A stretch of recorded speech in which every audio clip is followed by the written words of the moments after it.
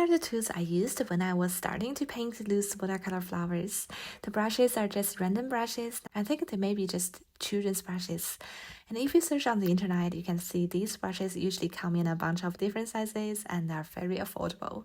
So you can use any round brush available to you for this painting as long as it's not too worn out or tatty. For example, if it was losing bristles and fraying when painting, then it will not be suitable.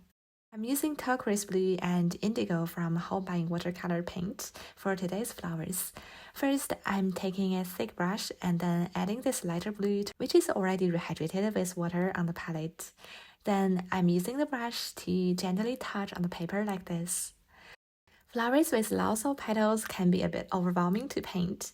To make it easier, I'm using a finer brush and add curved strokes to create multiple petals. Keeping a loose grip and working quickly will help you achieve a natural result.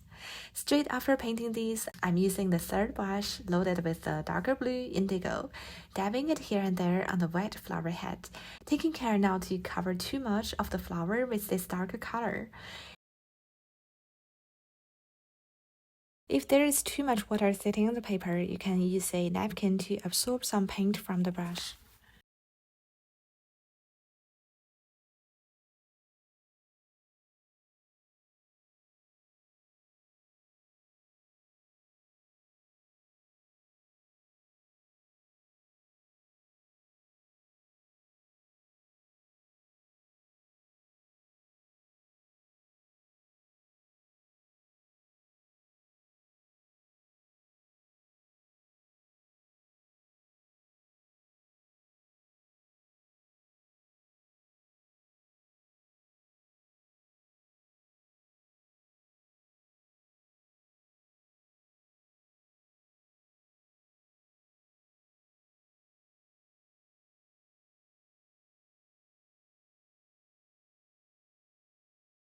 And next, right after adding the darker blue, I use the finest brush in the set for a fun stem.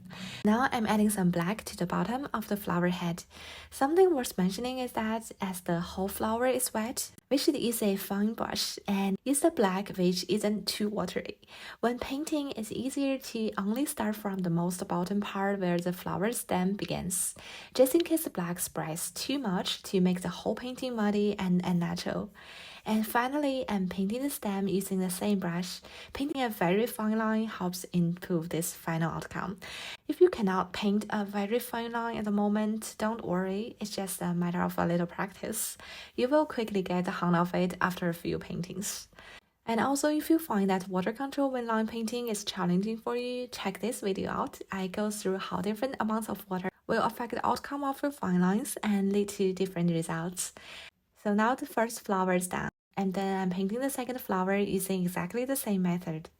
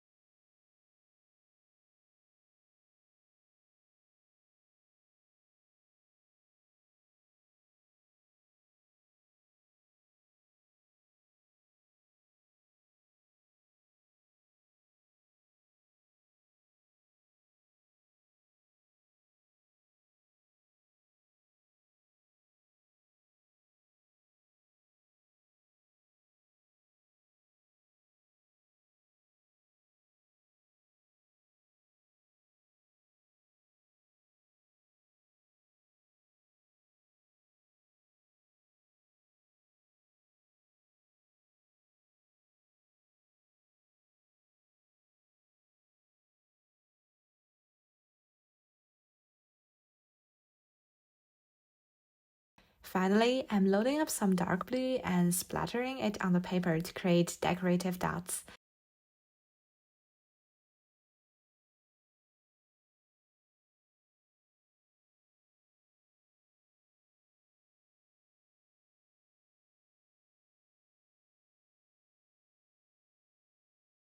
Then adding a few small leaves at the stems.